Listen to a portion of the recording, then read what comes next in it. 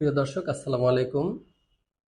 আজ কথা বলবো মূল দলিল হারিয়ে গেলে কি করবেন এবং মূল দলিল কোথায় কোথায় প্রয়োজন হয়।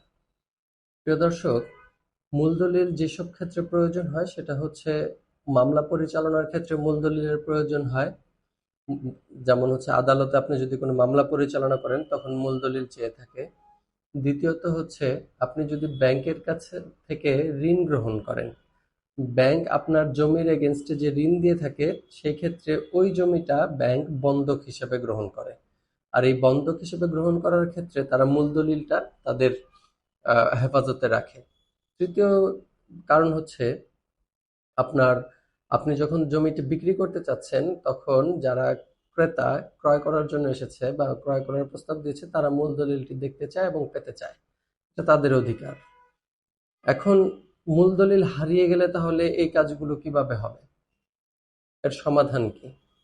দেখেন, মূল দলিল কিন্তু একবারই দেওয়া হয়, মূল দলিলের একটাই কপি হয়, এর কোনো আর কপি হয় না। এছাড়া যে কপিগুলো আপনাকে সাব রেজিস্ট্রি অফিস থেকে দেওয়া হয় সেটা হচ্ছে অবিকল নকল, যেটাকে আমরা সার্টিফাইড কপি বলে থাকি। এটা সবাই পেতে পারে, আমিও চাইলে আপনার জমির দলিল পেতে পারি, কিন্তু যেটা মূল দলিল সেটার একমাত্র হকদার হচ্ছে আপনি।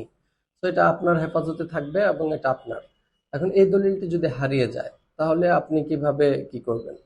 এই মূল দলিল হারিয়ে গেলে এর ছোট্ট একটা আইনি সমাধান আছে, সেটা হচ্ছে যে আপনার যদি জানা থাকে আপনার দলিলটির কত তারিখে সম্পাদিত হয়েছে, তার মানে সম্পাদনের তারিখ এবং দলিল নাম্বার, দাতা গ্রহীতা, দাগ নাম্বার এবং জমির পরিমাণ, এই ইনফরমেশনগুলো যদি আপনার জানা থাকে তাহলে আপনি এই ইনফরমেশনগুলো নিয়ে থানায় চলে যাবেন।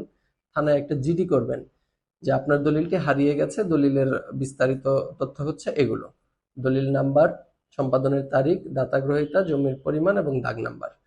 এই ইনফরমেশনটা দিয়ে জিডি করার পরে সেই জিডির কপিটা নিয়ে চলে যাবেন একজন আইনজীবীর কাছে। এই আইনজীবী আপনার এই হারিয়ে যাওয়া দলিলের জিডি নিয়ে একটা হলফনামা তৈরি করবে। এই হলফনামাটা অবশ্যই প্রথম শ্রেণীর ম্যাজিস্ট্রেট কর্তৃক সার্টিফাইড হতে হবে বা অ্যাটাস্টেড হতে হবে।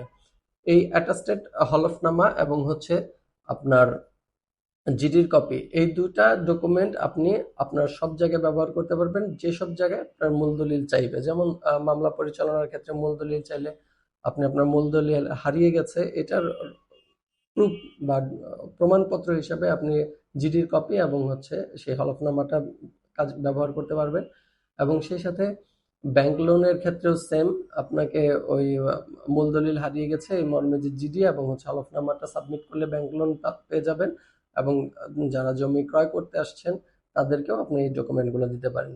তো এটাই হচ্ছে ছোট্ট একটা আইনি সমাধান। এরকম আরো আইনি বিভিন্ন সমস্যার সমাধান পেতে হলে আমার আইডিটাকে ফলো দিয়ে রাখুন। এবং আপনার কাছে যদি মনে হয় এই ভিডিওটা খুবই গুরুত্বপূর্ণ তাহলে অবশ্যই আপনি শেয়ার করে আপনার টাইমলাইনে রেখে দেন, যেন আপনার ফ্রেন্ড লিস্টে থাকা জমির মালিকগণ এই ভিডিওটা দেখে উপকৃত হতে পারে। ধন্যবাদ। আসসালামু আলাইকুম।